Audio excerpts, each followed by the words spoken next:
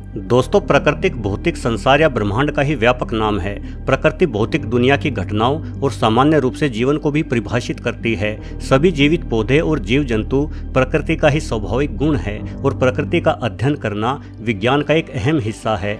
अरबों प्रकाश वर्ष तक फैले और अनंत अंधकार से भरे इस ब्रह्मांड में हमारे द्वारा जाना गया पृथ्वी एक ऐसा अंतरिक्षीय पिंड है जो जीवन को पैदा करने में सक्षम है।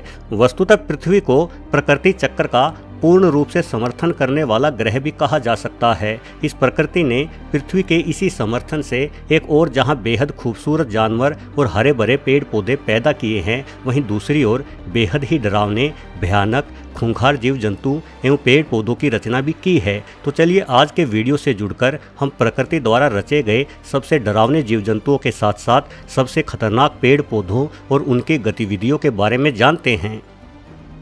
दोस्तों, बड़ा ही मासूम सा दिखने वाला ऊदबिलाऊ एक अर्धजलीय स्तनधारी जानवर है, यानी ये भूमि और पानी दोनों ही स्थानों पर रहने में माहिर है। यह एक मांसाहारी प्राणी है जिसकी अब तक 13 ज्ञात प्रजातियों की खोज हो चुकी है। ऑस्ट्रेलिया और अंटार्कटिका को छोड़कर ऊदबिलाऊ सभी महाद्वीपों पर निवास करते हैं। इनके शरीर लंबे और पतले होते हैं। इनकी छोटी बाजुओं के अंत में तेज नाखून होते हैं। साथ ही अपने जालीदार पैरों की मदद से ऊदबिलाऊओं को तैरने में बहुत आसानी रहती है। विभिन्न नस्लों के अनुसार ऊदबिलाऊओं की लंबाई 1.5 फुट से लेकर 6 फीट तक और वजन 1 किलो से 45 किलो तक हो जाता है। सबसे बड़े वाले ऊदबिलाऊ मगरमच्छों तक से लड़ने को तैयार रहते हैं। ये एक साथ मिलकर हमला करते हैं और पूरे जंगल में अपनी दादागिरी दिखाते हैं। जरा इस वीडियो में देखिए कि जगुआर जैसा ताकतवर मांसखोर जानवर भी किस तरह से ऊदबिलाऊओं के हमले के आगे भाग खड़ा होता है। आमतौर पर ऊदबिलाऊ बेहद ही ठंडे पानी में भी रह सकते हैं, क्योंकि यह खाने को तेजी से पचाकर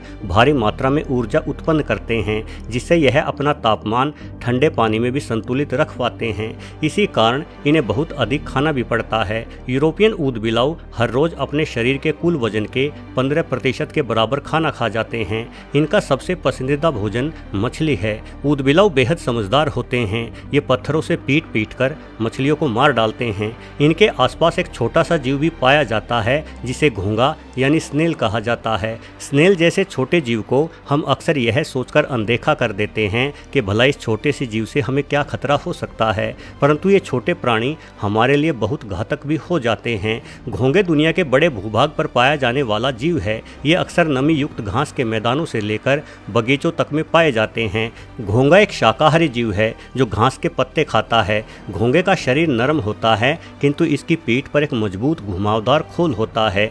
किसी भी खतरे का आभास होने पर यह अपने इसी खोल में छुप जाता है। एक घोंगे की आयु इस बात पर निर्भर करती है कि वह किस स्थान पर रह रहा है। आमतौर पर घोंगे 1 से 5 वर्ष तक जीवित रह सकते हैं, लेकिन अगर परिस्थितियां और वातावरण अच्छा हो तो ये 25 सालों तक भी जीवित रह लेते हैं।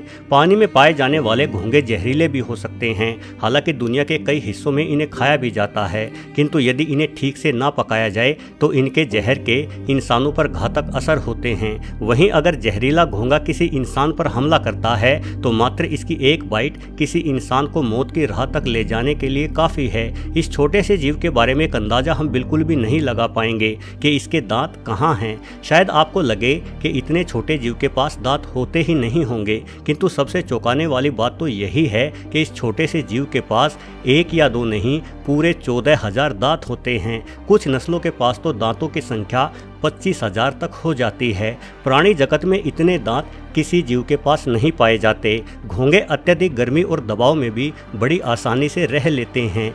दोस्तों, छल आवरण एक प्राकृतिक खूबी है जिसका उपयोग पौधों और जानवरों द्वारा खुद को पर्यावरण में मिश्रित करने के लिए किया जाता है। शिकारी और शिकार खुद को जीवित रखने के लिए छलावरण का प्रयोग करते हैं। कई बार ये जीव खुद की त्वचा का रंग बदल लेते हैं, तो कई बार अपने आसपास के माहौल में खुद को इस तरह से ढाल लेते हैं कि इन्हें ढूंढ पाना बेहद कठिन हो जाता है। जैसे कि शिकारी स्टोन फिश समुद्र की तलहटी में पड़े किसी पत्थर के समान लगती है। कोई भी जीव इसे पत्थर समझकर इसके पास आ जाएगा और इसका शिकार बन जाएगा। गिरगिट, उल्लू, मेंढक और तेंदुए जैसे जीव भी खुद को छुपाने में बेहद माहिर होते हैं। इन जानवरों के शरीर में विशेष कोशिकाएं और गुण होते हैं। ये गुण इनके शरीर को इस तरह से व्यवस्थित करते हैं कि जीव अपने वास्तविक स्वरूप से अलग नजर आने लगते हैं। उदाहरण के तौर पर जैबरों का एक समूह जब एक साथ इकट्ठा होता है तो इनकी धारी एक दूसरे के साथ इस तरह से घुल मिल जाती है कि किसी शेर को ये तमाम जेबरे अलग अलग न होकर एक ही बड़ा जानवर दिखाई देता है।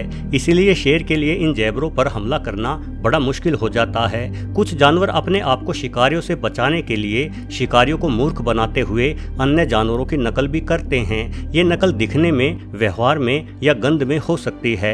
वायसरॉय नामक ये तितलियां खुद को शिकारियों से बचाने के लिए मोनार्क्स तितलियों की नकल करती हैं। क्योंकि मोनार्क्स तितलियां जहरीली होती हैं, इसलिए कोई भी शिकारी पक्षी इन्हें नहीं खाता। अपना वजूद कायम रखने के लिए बगैर जहर की वायसरॉय तितली भी खुद को वैसा ही दिखाती है। सिर्फ जीव ही नहीं बल्कि पेड़ पौधे भी खुद को पोषित करने के लिए हैरत अंगेज तरीके अपनाते हैं।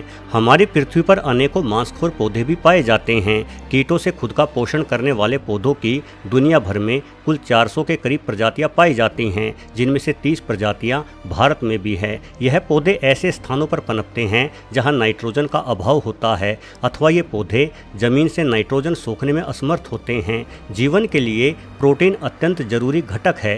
पौधा प्रोटीन को नाइट्रोजन के रूप में ही ग्रहण करता है, इसलिए जिस पौधे को जमीन से नाइट्रोजन नहीं मिलती वो पौधा अपने लिए प्रोटीन का जुगाड़ कीड़ों के भक्षण द्वारा करने लगता है। ऐसे ही एक पौधे का नाम है ड्रोसेरा। यह पौधा तालाब के किनारों पर पाया जाता है। इस पौधे में गोलाई के रूप में करीब 25 पत्तियां होती हैं। प्रत्येक पत्ती पर करीब 200 छोटे छोटे संवेदक बाल होते हैं। इन बालों की चोटी से एक चमकीला पदार्थ स्रावित होता है जो कीड़ों को आकर्षित करता है। कीड़े इस पदार्थ को मधु समझकर जैसे ही इन पत्तों पर बैठते हैं तो पत्तों के ये बाल मुड़ते हुए कीड़े को पकड़कर पत्ते के निचले भाग में खींच ले जाते हैं। फिर पत्ते से निकला पाचक रस कीड़े के मांस को खुद में घोल लेता है और इस घुले हुए मांस को पौधे द्वारा सोख लिया जाता है।